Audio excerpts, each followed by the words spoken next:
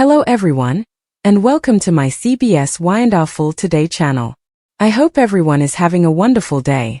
Before we begin, please hit the subscribe button and give this video a thumbs up.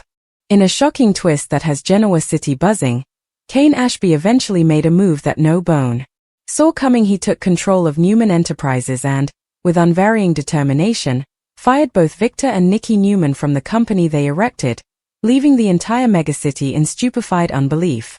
4 times, the Newmans had ruled their conglomerate with an forceful fist, manipulating the company and the people around them, and for a moment, it sounded that Kane, driven by a blend of frustration, treason, and a desire to sculpt out his own heritage, had eventually decided to take a stage.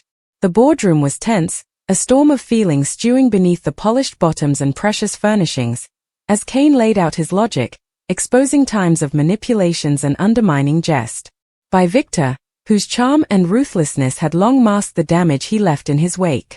Nikki, poised as ever but visibly shaken, could hardly believe the audacity of Kane's action, her heritage entwined with Newman Enterprises suddenly feeling fragile, as though the veritably honed beneath her had shifted overnight. Tales spread through the corridors of the company like campfire, workers doubtful whether this was a temporary bouleversement or the launch of an endless power shift. Meanwhile, Victor, who had faced innumerous challenges and surfaced victorious time and again, goggled in unbelief, his usual confidence cracked by Kane's unanticipated boldness. In a megacity where fidelity is transitory and power can change hands in a moment, Kane's audacious move was further than just a commercial shakeup. It was a statement that the youngish generation would no longer be sidelined, that indeed the potent of Newmans were untouchable, and that justice, or at least vengeance, could come in the most unanticipated forms. The ripple effect of this decision spread far beyond the walls of Newman Enterprises, hanging connections, alliances, and particular commitment across Genoa City. Musketeers and foes likewise reassessed their positions, realizing that in a megacity fueled by ambition, secrets, and vendettas, the dynamics of power could shift with one decisive act. Social events, commercial meetings, and private exchanges were suddenly pigmented with enterprise and pressure, as people wondered who would support Kane, who would betray him, and what Victor and Nikki's coming move would be in retribution. For Kane, the decision wasn't only professional but deeply particular, a capstone of times of watching dishonesty and manipulation undermine not just the company but the lives of those he watched about. As he walked through the office corridors, the weight of his choice apparent in his determined stride, he understood the graveness of challenging a Newman. Yet, despite the brewing trouble of retribution, there was a spark of triumph in his eyes, a sense of agency and justice eventually seized after times of feeling overshadowed and undervalued. Outside the boardroom, gossip spread like campfire. Workers rumored about secret meetings, alliances forming in the murk, and the eventuality for an each-out war within the walls of Newman Enterprises. Genoa City's nobility, who had long reckoned on Victor's influence and Nikki's social wit, now faced an uncertain future, where Kane's boldness hovered to trip long-held scales and change the game entirely. The media caught wind of the bouleversement, captions flashing Ashby's name across every news outlet, framing him as either an idol who dared to stand up to a commercial Goliath or a reckless counterculturist risking the collapse of one of the megacity's most important patrimonies. As evening fell over the skyline of Genoa City, the pressure dallied like an electric charge in the air, pledges of battle, vengeance, and conciliation brewing large over the megacity. Amid the query, one verity came clear to everyone in Newman Enterprises: Kane had ever altered the balance of power, and nothing in Genoa City would ever be the same again. It was a moment of reckoning, a dramatic turning point that exposed vulnerabilities, tested commitment, and set the stage for a chain of events that could trip conglomerates, reshape alliances, and enkindle conflicts that would leave the megacity reeling. The reverberations of Kane's audacity extended into every corner of the lives intertwined with Newman Enterprises, an important memorial that indeed the strongest patrimonies could be challenged, that the youngest generation could rise, and that in Genoa City, no bone, no matter how important, was untouchable. In the midst of chaos and query, Kane's action was a protestation. The old guard could no longer mandate the rules, and a new period was forming, one where ambition, courage, and determination could review the veritably foundations of power. As night fell and lights bedimmed over the Newman skyline, the megacity sounded to hold its breath, poised on the edge of an unknown chapter in its fabled history, with Kane at the center, ready to navigate the storm, defy treason, and seize the future he'd claimed for himself, leaving everyone, Victor, Nikki, and all of Genoa City, scrabbling to recalibrate in the wake of his bold, indelible decision. The news of Kane's audacious preemption spread across Genoa City like campfire, kindling shock, unbelief, and a flurry of enterprise among those who allowed. They understood the balance of power. At Crimson Lights, socialites rumored over coffee and artes, their exchanges pigmented with a blend of fear and seductiveness, mooting whether Victor Newman would avenge with his fabulous ruthlessness or attempt to negotiate a fragile armistice. Jack Abbott, long an adversary of Victor yet inversely cautious of Kane, watched the developments with a calculated curiosity, wondering whether aligning with Kane could eventually shift power down from Victor or if it was an adventure that could boomerang disastrously. Meanwhile, Lily Winters, whose fidelity and cunning had always been her strongest munitions, felt a swell of equivocal feelings. Pride in Kane's frippery mingled with concern about the ineluctable storm that his decision would unleash. Every corner of the megacity sounded suddenly alive with pressure, the kind of pressure that could snap connections, ruin precisely laid plans, or forge unanticipated alliances. Inside the walls of Newman Enterprises, the atmosphere was electric with query. Workers who had long stressed Victor's temper now grappled with a different anxiety, the unpredictability of Kane's leadership. Some still celebrated the end of Victor's tyrannous presence, imagining the freedom to make opinions without the shadow of intimidation brewing over them. Others, pious to the Newman heritage, stressed that the conglomerate they had served for times might deteriorate under the weight of rebellion. In services and boardrooms, private exchanges buzzed with enterprise, alliances were subtly tested, and power dynamics shifted like monumental plates beneath the polished marble bottoms. Every action and regard was scanned, every word counted for retired meaning, as if the walls themselves could smell that the equilibrium of the megacity's most important family had been broken. Victor Newman, typically an impregnable force in both business and life, set up himself defying a new reality, the audacity of someone youngish, someone who refused to be overshadowed, someone willing to challenge his authority and intimately assert a new order. The sense of unbelief that first struck him snappily converted into a stewing wrathfulness, a slow structure storm that hovered to erupt at any moment. He anatomized Kane's moves, recalling every slight, every misstep, every discussion that had suggested at underpinning pressure. Victor's mind, always a strategic battleground, began conniving retribution, importing options that ranged from subtle commercial sabotage to particular battle, each plan strictly considered. Nikki, inversely shaken, felt her precisely curated world cock on its axis. Her confidence, generally a guard against emotional bouleversement, faltered as she realized that the very foundations she had helped make were no longer secure. For the first time, she questioned whether her influence, her heritage, and her precisely maintained image could survive in a megacity where power could be snared down in a moment. Outside Newman Enterprises, Genoa City sounded to image the pressure outside. The media, ever eager for reproach, attacked on the story with grim vehemence, captions screaming about Kane Ashby's unknown preemption, painting him as either an intrepid idol or a reckless busybody, depending on who controlled the narrative. Social circles buzzed with enterprise: who would side with Kane, who would support Victor, and which alliances would fracture under the strain of this commercial earthquake. Indeed, casual spectators felt the tremblers of this power shift, seeing that commodity abecedarian had changed, that the dynamics of control, influence, and ambition in Genoa City were being rewritten before their eyes. As the hours passed, the original shock began to give way to a complex admixture of feelings among all involved. Kane felt a sense of exculpation, a quiet pride that he'd eventually asserted himself and challenged the dynasty that had long overshadowed him. Yet alongside that pride was a eating mindfulness of the pitfalls he'd taken, the adversaries he'd made, and the battles yet to come. Every decision carried consequences, and every action would be scanned not just by Victor and Nikki but by the broader web of families, abettors, and rivals who made up the intricate social fabric of Genoa City. Jack Abbott, ever the opportunist, tasted a window of possibility and began still maneuvering, considering whether to offer support, influence the insecurity, or bide his time until the chaos created an opening he could exploit.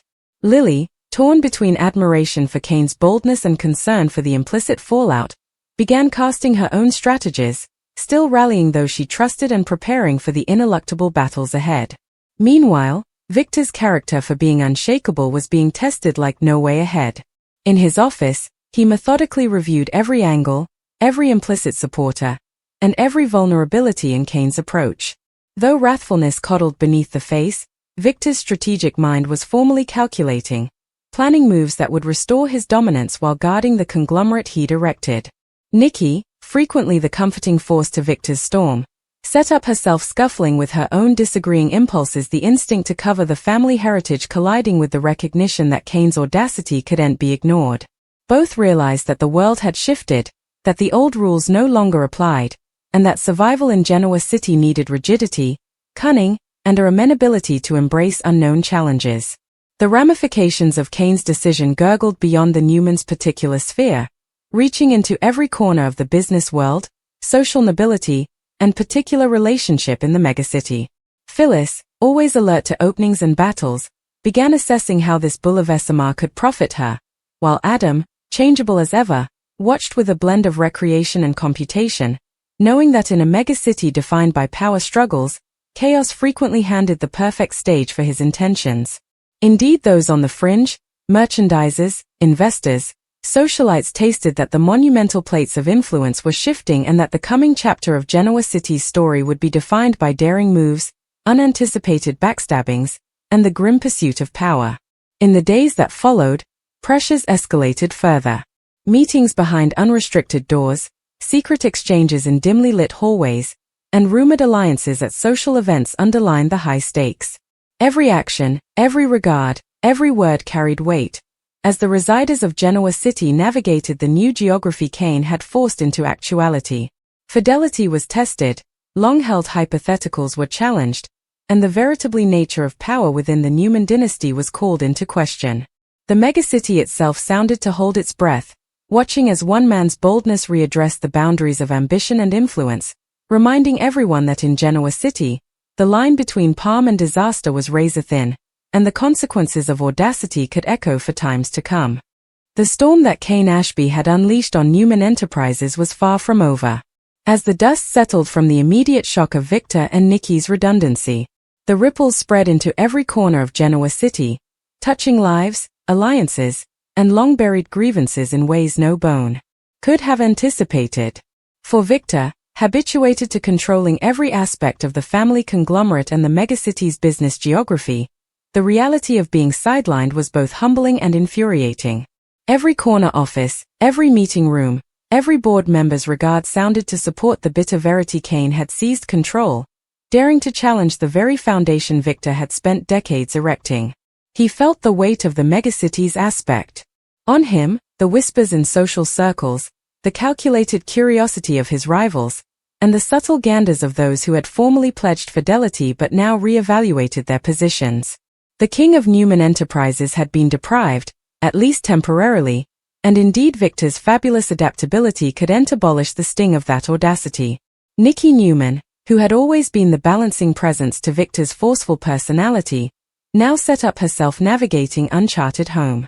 Oriented to applying her influence with grace and social finesse, Nikki realized that Kane's boldness had exposed cracks in the veritably conglomerate she had nurtured for decades. With Victor forced into a quieter, more advised station, she scuffled with the binary reality of guarding the Newman heritage while coordinating with the shock of particular treason. Someone she trusted, someone she had considered family, had taken power down from her in a single stroke. The complexity of feelings was dizzying: wrathfulness, unbelief, treason, and an turnabout of grudging admiration for Kane's courage. Yet admiration couldn't shield her from the pressing need to act, to map, and to recapture a base in a world where the old rules no longer applied. Outside the Newman services, the megacity itself sounded to reply to the seismic shift. Genoa City's nobility were aboil with enterprise, gossip, and fear, doubtful who to align with, uncertain about the future, and acutely apprehensive that fidelity had come a currency far more unpredictable than plutocrat. Jack Abbott, always the opportunist, was the first to smell occasion. While he'd his own complicated history with Victor, he honored Kane's move as both audacious and dangerous, a scheme that could either deteriorate spectacularly or solidify Kane's position as a true power player. Jack began maneuvering behind the scenes, offering subtle hints of support to Kane while contemporaneously importing how to exploit the performing chaos for his own advantage. The game of alliances, always delicate in Genoa City, had suddenly come a high-stakes chessboard, with each player calculating moves in murk and whispers. Lily Winters, torn between admiration for Kane's audacity and fear of the consequences, came a quiet force in the unfolding drama. Her instinct to cover those she watched about disaccorded with her understanding of the unpredictable business and social currents at play. She began still rallying abettors, assessing the commitment of musketeers, workers, and indeed rivals, understanding that the success of Kane's bold move depended not just on strategy, but on the capability to navigate the involved web of particular connections and intentions that defined the megacity. In the days following the blasting, she set up herself interceding controversies, negotiating quiet alliances, and anticipating retaliatory pushes from Victor, whose response would be nippy and merciless if unbounded. Meanwhile, Phyllis Summers, always attuned to occasion and chaos, saw the bouleversement as a chance to budge herself in the shifting scale. She moved with perfection, assessing who could be told, who could be abused, and who could be subtly undermined, understanding that in Genoa City, survival needed both slyness and ruthlessness. Adam Newman, changeable as ever, watched the developments with a blend of curiosity, recreation, and computation. While he frequently thrived on chaos, he honored the extraordinary threat Kane had accepted. Adam began conniving, knowing that in the unpredictable geography of Newman Enterprises, strategic tolerance could turn bouleversement into unknown power. The workers of Newman Enterprises, long oriented to Victor's dominance and Nikki's oversight, set up themselves navigating a sudden and disorienting power vacuum. Some celebrated, seeing a rare occasion to work without fear of intimidation and manipulation, imagining the eventuality for creativity, freedom, and invention under Kane's leadership. Others quailed, uncertain about the stability of the new governance and concerned that aligning with Kane could boomerang formerly Victor inescapably redressed. The hallways, formerly dominated by quiet compliance and conservative obedience, now buzzed with academic exchanges, secret meetings, and subtle posturing, as everyone tried to assess who would crop as the ultimate victor in this unfolding drama. Victor, far from defeated, began casting his response with scrupulous perfection. The original shock had given way to a calculated fury, and he methodically began reviewing every detail of Kane's preemption. Every once slight, every minor misapprehension, and every occasion for strategic influence was entered in his mind. Victor understood that a direct battle could be powerless. Rather, he concentrated on subtler pushes impacting board members, swaying investors, and planting seeds of mistrustfulness among workers, all while maintaining an outside semblance of calm control. Nikki, inversely apprehensive of the stakes, came a mate in the strategic recalibration, her social influence and deep understanding of particular dynamics getting pivotal tools in the battle to reclaim authority. The ripple goods extended beyond the Newmans' immediate sphere. Genoa City's business leaders, investors, and social elites observed the power shift with keen interest. Some saw Kane as a stimulating change, a youngish leader willing to challenge settled scales, while others stressed insecurity, concerned that the Newman conglomerate might deteriorate under the strain of bold defiance. Social gatherings, commercial events, and charitable functions were suddenly fraught with pressure, as alliances shifted, commitment wavered, and subtle tests of influence played out under the megacity's vigilant eyes.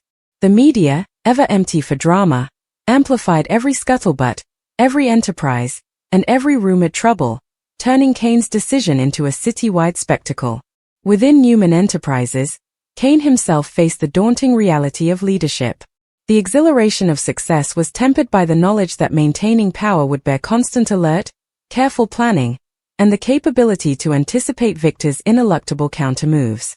Every decision carried enormous stakes, and every action could provoke unlooked-for consequences.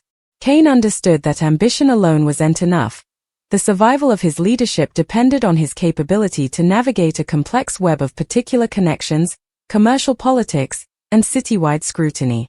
As the days turned into weeks, the megacity watched the unfolding drama with rapt attention. Jack Abbott continued to maneuver strategically, balancing conditional support for Kane with the desire to exploit sins in the new leadership.